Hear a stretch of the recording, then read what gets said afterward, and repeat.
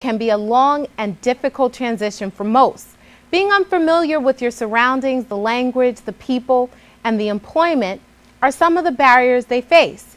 But several refugees from such countries as Ivory Coast, Iraq, Bhutan, Burma are all new to the Bronx and have found something to do that reminds them of home: farming. These individuals are part of the International Rescue Committee's farming project, and Lisa Brochet joins us now to explain just how this project helped these refugees and adjust to new life here quickly.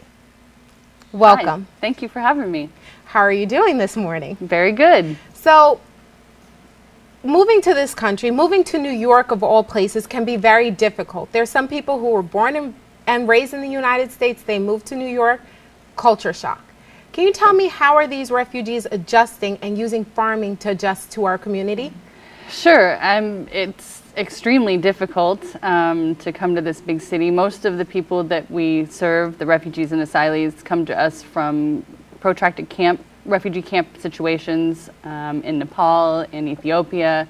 And the plane ride over here is probably the first plane they've ever seen. And certainly when they get here, the city is extremely overwhelming.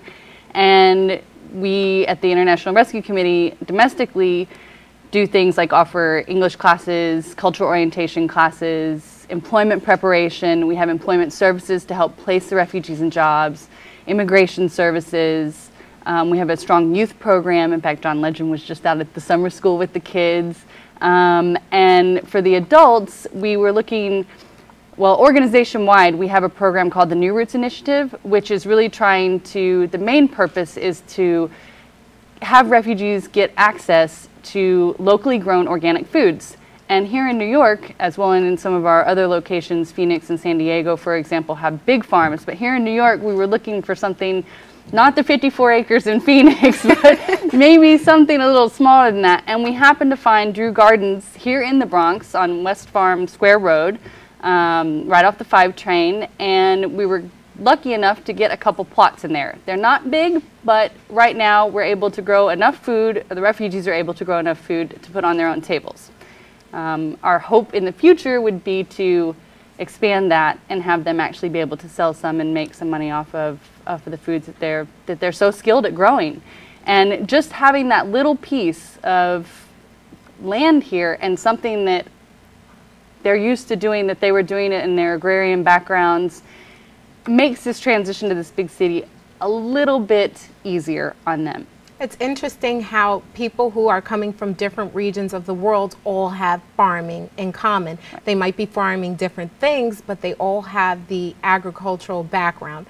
Can you tell us, what is the IRC? I know you guys have an interesting and very diverse history. Can you give us some of that background? Yeah, sure. The International Rescue Committee was actually founded in 1933 at the suggestion of Albert Einstein. A lot of people don't know that. It's a pretty interesting fact. But we work globally as well as locally. We actually work in 42 countries worldwide, and we have 22 offices here in the States. Globally, I'd say internationally right now, one of the main things that we are doing, we have teams on the ground to assess and work with the individuals who are suffering from the drought and famine in East Africa. And locally, our offices are charged with resettlement only. So people who the federal government, our federal government, has authorized to come here, live here, work here, we help them start those new lives, make that transition to the United States from the multitude of countries. And I know you said there's various different programs, from teaching them how to read and write. Are there any, as far as the farming is concerned, do you guys, I'm sure you don't have to teach them anything, they're more than happy. So to have a little bit of land that reminds them of home, it's a little touch of home in the big city. More than happy. And in fact, the very first day that we went, being a teacher, an ESL teacher at our office, I thought, oh, I'm going to take this group of 15 people out here and it's going to be another lesson. And we opened the gates to the garden and I saw 15 people run from me as fast as they could and just pick up tools and start turning the soil. I was blown away. We have some pictures of some of your refugees planting. This is pretty much what they do every time they go in there. They go in, they weed, they turn the soil, they plant new seeds. Right now we're growing peppers, tomatoes, cucumbers. Probably the most unique crop that we're growing are actually peanuts. I didn't even know that we could grow them here, but we can, and we've got a really viable crop that should be harvested the end of September, and we look forward to that. So right now your garden is Drew Gardens, and it's located at West Farm and East Tremont. Correct. Are there any plans to expand to a bigger plot, something more on the scale of Phoenix? Or I'd love that if anybody out there is listening. If you've got some property, we would love that. That is the goal. The goal would be to, you know, the Drew Gardens is actually 2.5 acres. Okay. We only have small plots in it. We've been talking recently with the Department of Transportation to see what our options are for getting a bigger space somewhere in the city, hopefully in the Bronx, because that is one of the locations where we resettle most of our clients, where their houses actually are. So we would love for that to happen. So what's next? What's next for the IRC here in the borough? I think that's it. We're looking to expand. We would really love to find a space and call it our own. We have 10 to 15 gardeners going every week, but we resettle about 350 people yearly. So we certainly have more to put into a space, and I think that's where we would go with that.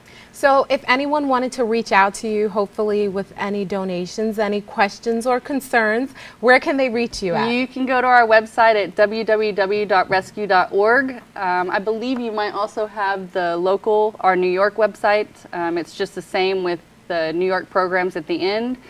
And you can go there, you can donate, you can also volunteer if you'd like to fill out that application. That would be welcome. Thank you. And we wish you all the best at the IRC, and we hope to hear that you guys got a nicer plot. I do too. You're still farming, and you stay here in the Bronx. Absolutely.